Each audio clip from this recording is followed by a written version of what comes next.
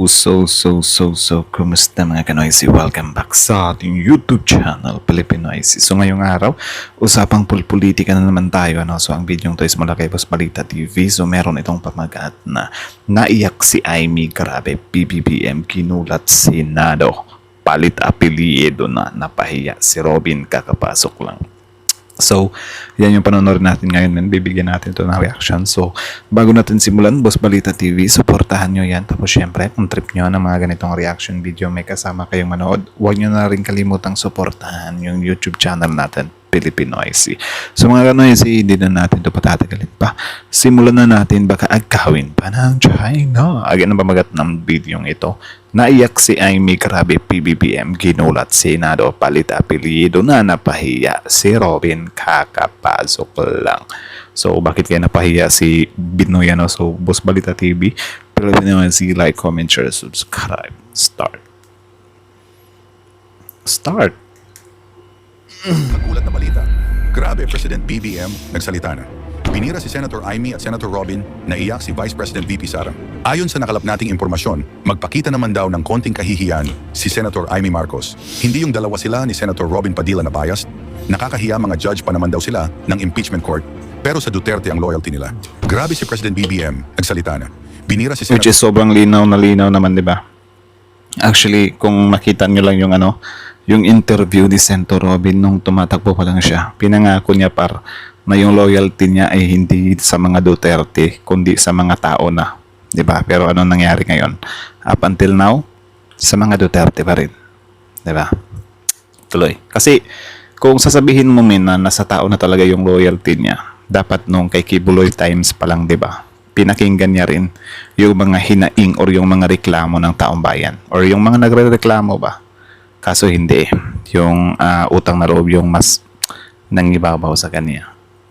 Senator Amy at Senator Robin, naiyak si Vice President VP Sara. Tara panoorin natin. Salamat, Yuse. Maraming salamat, Ann Soberano. Follow-up question, Maricel Halili, TV5. Yusek, magandang umaga po. Meron lang concerns coming from some members of the House of Representatives, particularly Representative Chua, na although na-convene na yung impeachment court, merong ilang mga senator judges na lantaran na nagpapakita ng suporta sa defendant na si Vice President Sara Duterte, particularly Senators Amy Marcos and Robin Hood Padilla. What do you think of this? Grabe. My opinion? Yes, ma'am. Sa batas naman po, sinasabi na kapag ka po kayo ay tumayong senator judges, dapat meron kayong neutrality. 'Di ba? Dapat hindi bias. Doon pa lang nilabag na nila kasi wala nga silang neutrality. Kasi kung sasabihin mo na meron silang neutrality, dapat never nilang ipanawagan na ipa-dismiss yung impeachment. Dapat ang gagawin nila, o sige, hayaan natin 'yan. Di bali ng close kami ni VP Sara. Sige, hayaan natin na mag-roll yung kasong yan. Di ba? Ganyan yung neutrality. Kaso lang, wala eh. Sobrang takot sila sa ebidensya eh. Baka mapilitan silang i-convict si VP Sara. Siguro kung mahina-hina yung mga ebidensyang yan, I think susugal sila. Di ba? Kasi yun nga, parang doon nila huhulihin sa boto. Siguro, medyo nabahag din yung bundot nila sa bibigat ang bigat kasi ng mga ebidensya na yan. 'Di ba? Kaya 'yun ang ginawa nila. Huwag na lang simulan yung impeachment. 'Di ba? Pa-dismiss na lang. So ngayon ang ending, pinabalik nila sa House of Representatives. Sa ngayon po, harap-harapang ipinapakita ang biases. Sana po igalang nila ang taong bayan at magpakita naman ng konting kahihiyan. Dahil ang sinisilihan nila ay ang taong bayan, hindi para sa isang tao lamang. Good morning, ma'am. Ma'am, napansin ko lang 2 beses niyong nabanggit na mas mabuti pa ngang magtrabaho na lang kaysa magbakasyon. Who are you referring to, ma'am? Mayroon ka bang pinatutungkulan na tao dito sa nagbabakasyon ngayon? May nagbabakasyon po ba?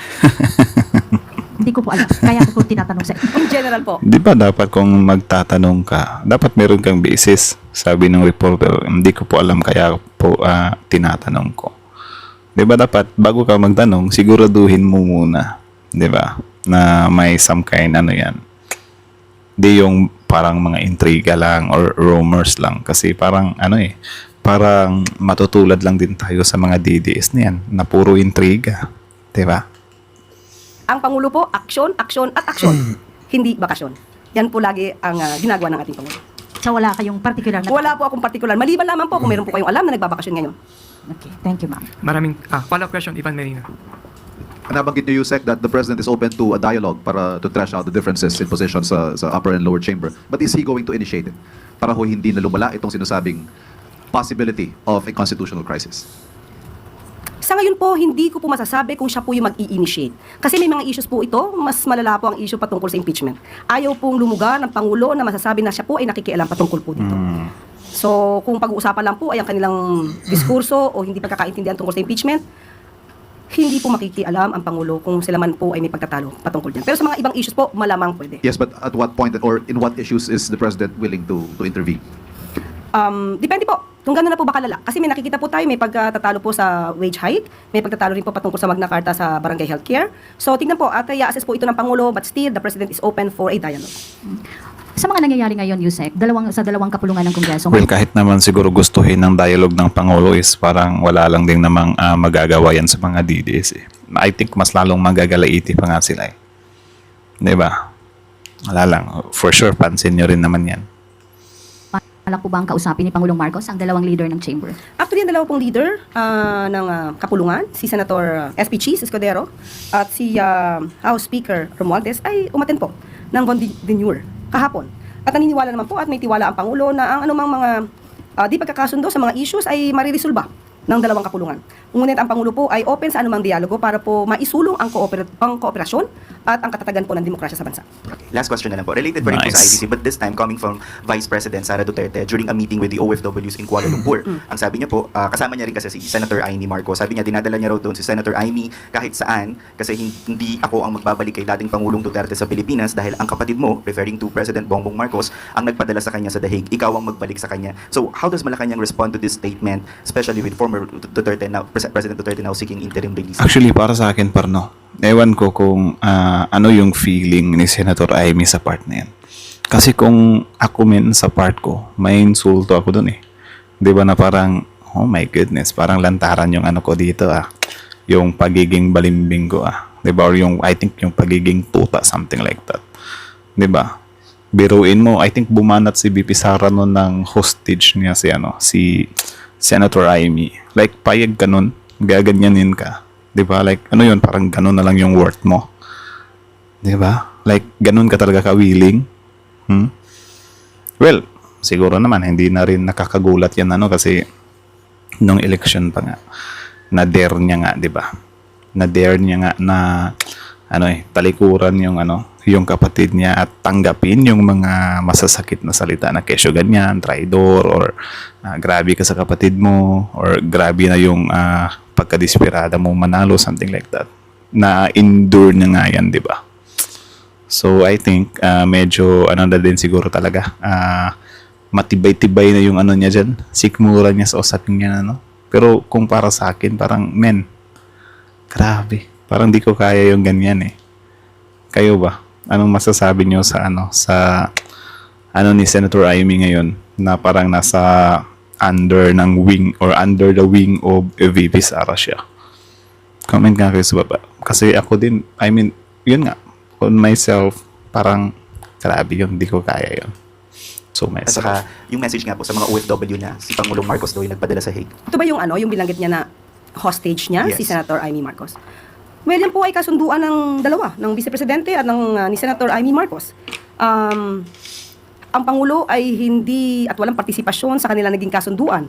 It is, the President is not a privy to the contract or agreement between a user and a person willing to be used. Yun lang. Hindi walang kinalaman ng Pangulo sa kontratang kanilang pinasukan, yung isang tao na manggagamit at Actually, wala eh. Hindi siya nanggagamit at nagpagamit. Actually, naggagamitan sila.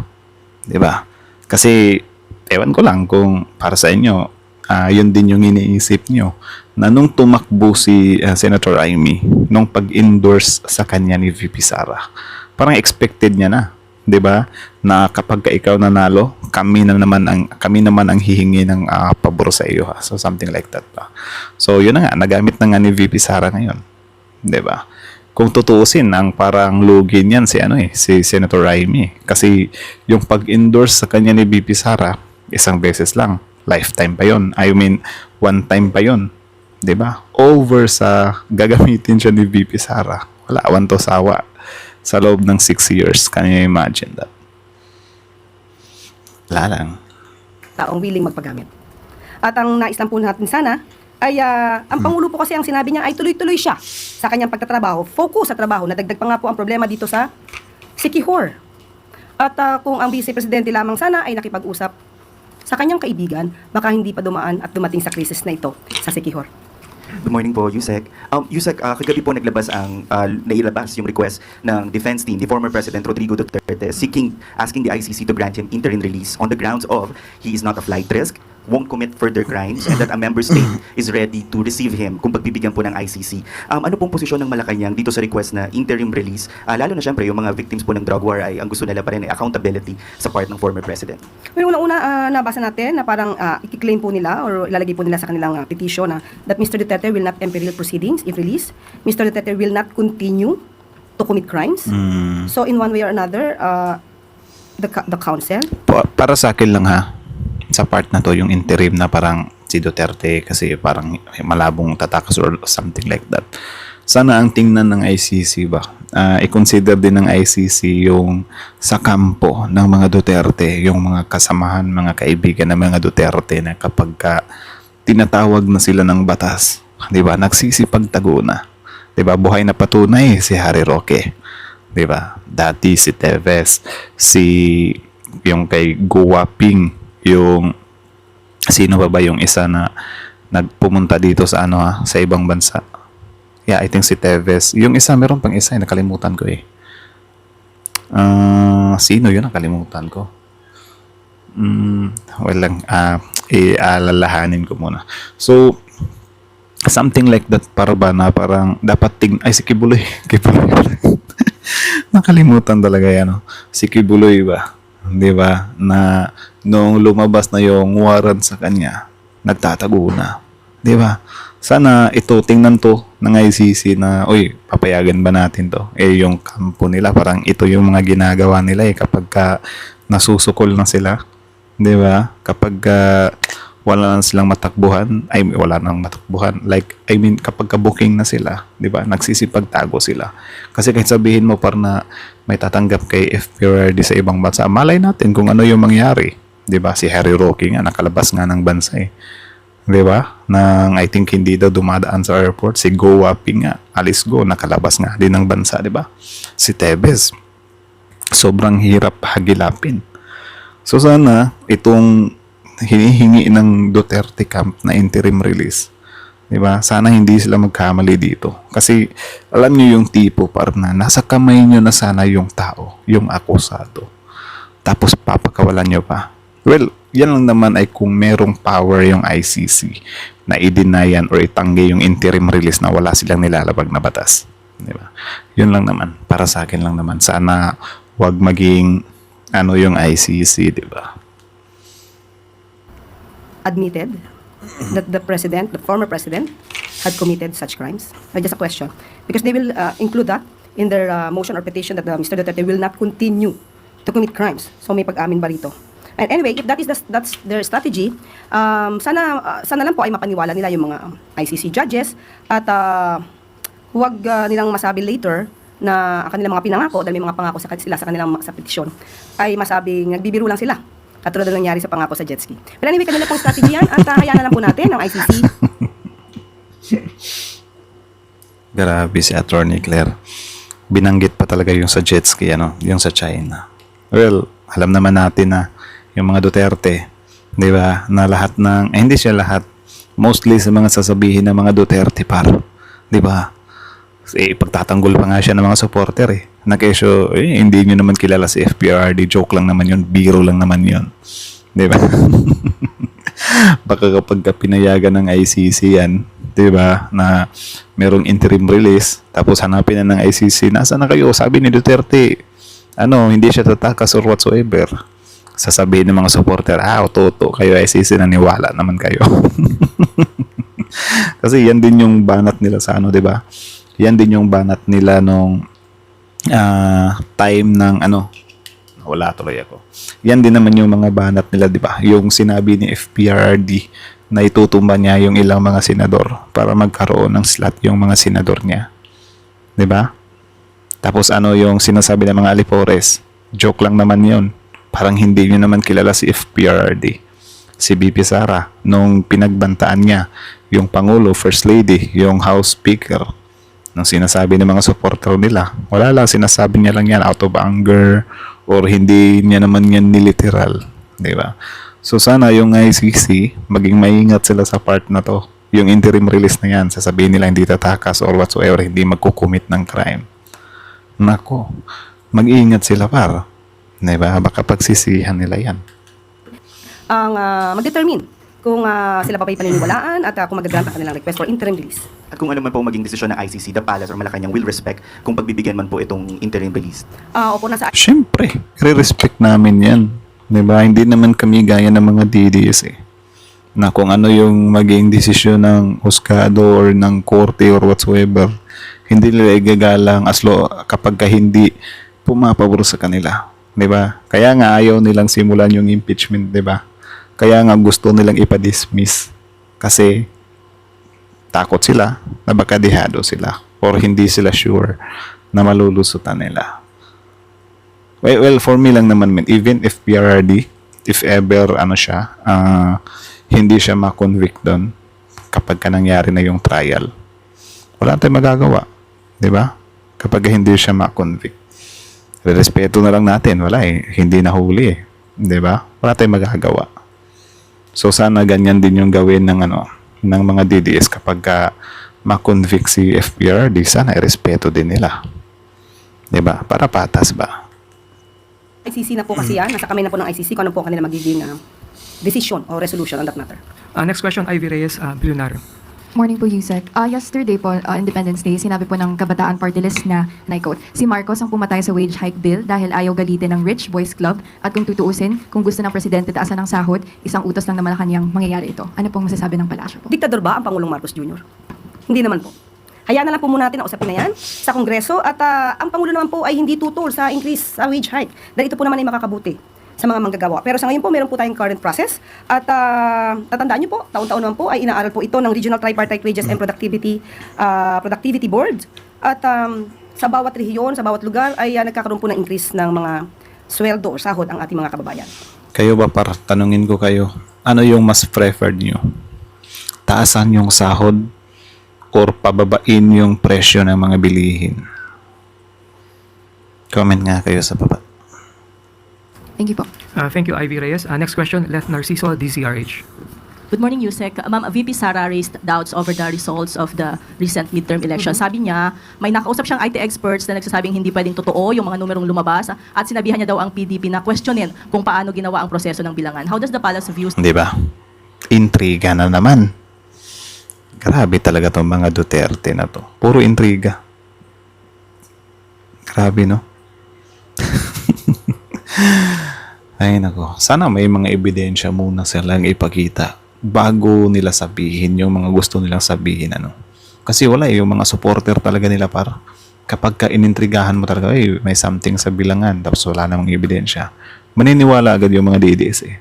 Pero yun nga, parang din siya, double standard din siya kasi kapag sila yung agrabyado, diba, gagawin nila yan. Pero kapag sila yung liyamado, wala, no comment sila dyan. Diba, alam yung ganyan, medyo nakakainis. Such claim from the Vice President? Well, mas sa mga ganito kasi, wish lang nila yon. Libre naman ang mangarap. Ang pangarap na yun ay, sa ngayon, ay hindi mangyayari. Ang pangarap sana ay huwag gawing realidad, baka maraming maniwala. So, kung ano po ang resolusyon, ang naging resulta. Tsaka sino bang senador yung iniiyakan nila na hindi pumasok? Sobrang layo naman. Ano yung si Kibuloy na, pangilan ba si Kibuloy? Sobrang layo naman nun.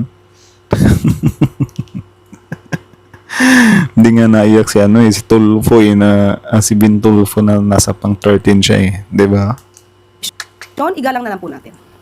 Hindi po ba nababahala yung palasyo na baka yung ganitong mga pahayag mag-create ng kalituhan or gulo kasi syempre katatapos ng eleksyon baka may iba na hindi pa matanggap yung kanilang pagkatalo i-capitalize yung ganitong statement? Well, actually, yung mga ganyang mga statement naman ng mga Duterte, Ang maniniwala lang naman dyan or manggagalaiti lang naman dyan is yung mga DDS. Di ba? Sila lang naman talaga yung manggagalaiti dyan eh. Di ba? Pero kung sa kabilang side ka, wala naman. Wala nang problema sa part na yan. Di ba? Maraming mga senador dyan na daw natalo sila. Yun nga, di ba? Umiiyak sila Willie, sila Bong Revilla, sino pa yung mga natalo. Pero wala naman, tahimik na sila ngayon. Di ba? Ito lang talaga mga DDS. Wala, gusto lang talaga nila ng intriga. Ewan ko kung gusto nilang ilihis yung issue ng impeachment or whatsoever, di natin alam. Or baka gagamitin nila yan kapag 2028 election na. Grabe. Kaya nga po, yan naman ang nakikita nating gusto nilang gawing naratibo. Sirain pati ang institusyon, ang kredibilidad ng eleksyon, pati na ang COMELEC. Yan ang talagang ninanais nila.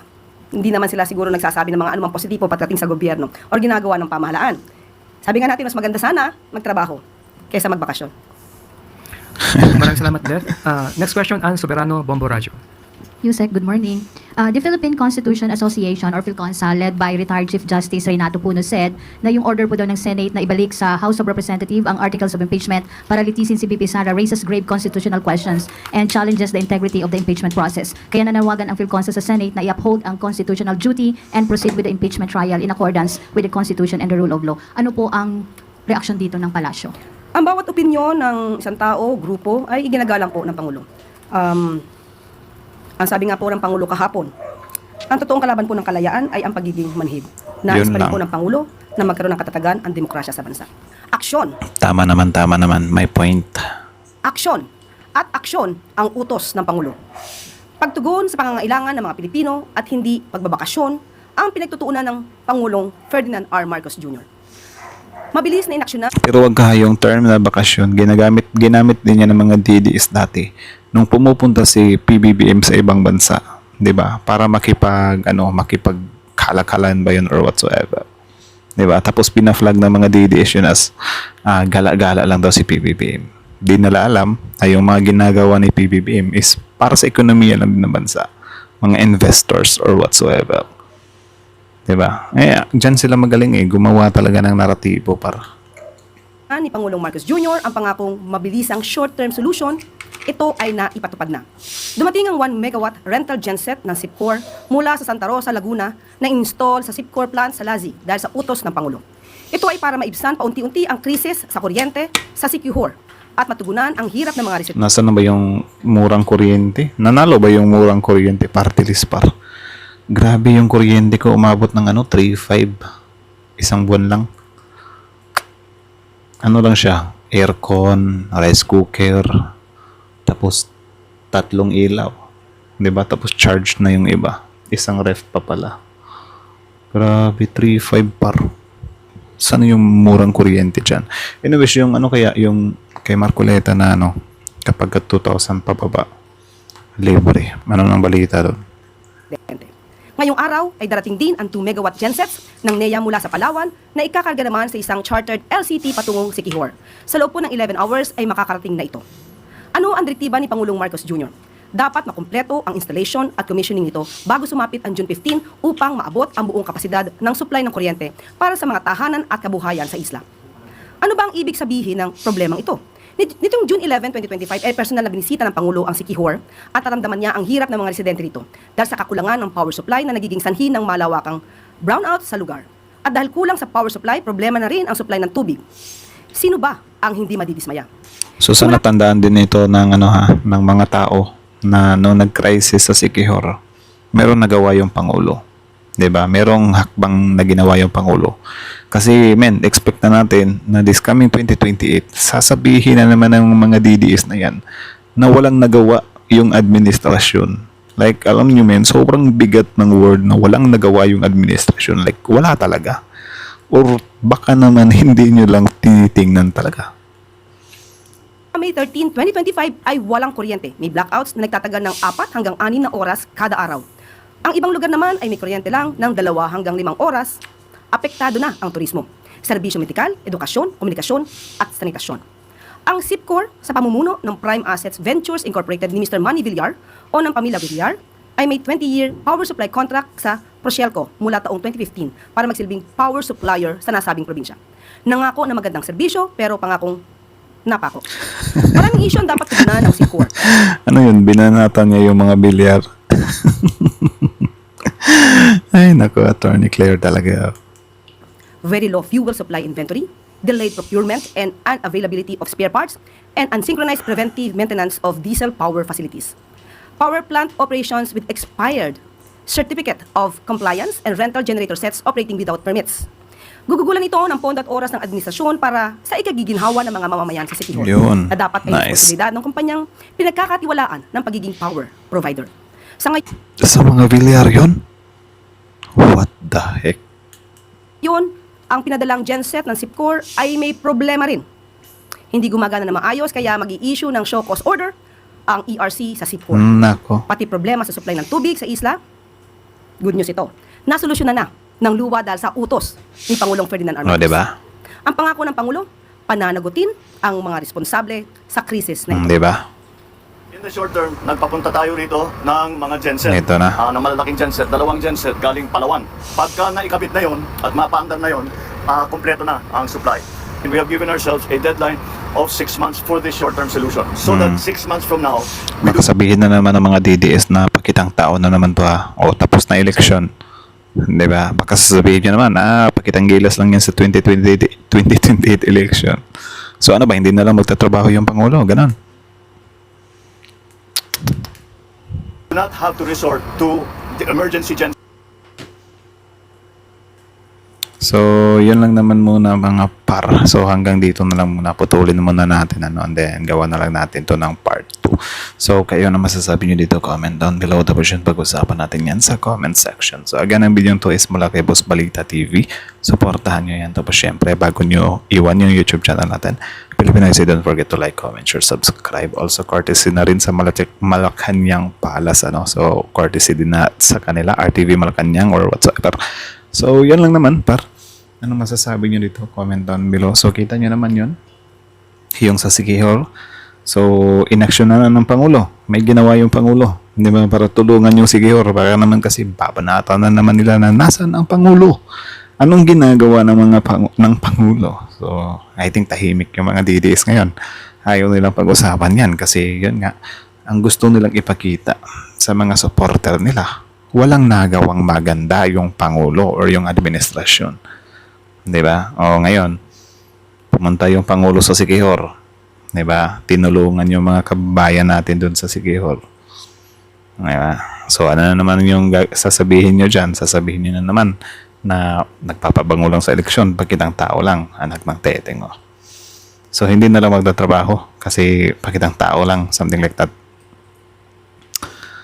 Yung kay Amy naman, yung kay Senator Amy naman, kita nyo naman, di ba? Grabe yun, grabe yun.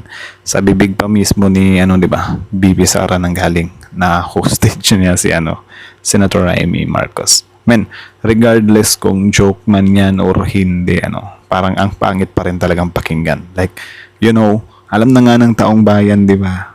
Na si Senator Amy is some kind, sunod-sunuran sa mga Duterte. Tapos ngayon ipapamukha pa ni VP Sara.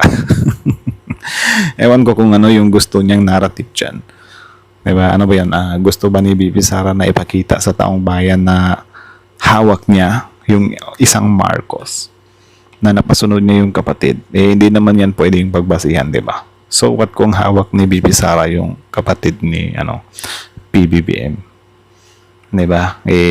Siguro gustong-gusto din talagang manalo 'Di ba? Hindi mo din naman pwedeng itanggi yan kasi last minute ka nang inendorso ni VP Sara After pa talaga nung hearing about arrest of FPRRD.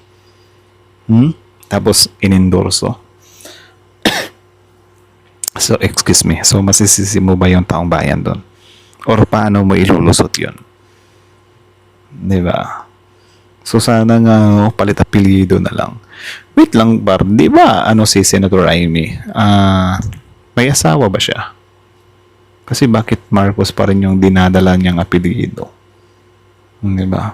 kung may asawa naman siya, kinasal siya sa lalaki, dapat yung husband niya, apelido ng husband niya na lang yung ginamit niya, di ba?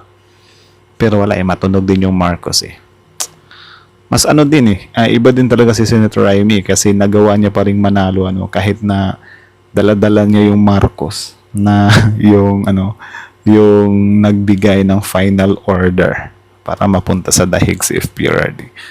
Grabe yun, grabing tactic yun na nagawa niya pa ring manalo. Grabe, Senator Amy, ibang klase din talaga yung tactic niya diba?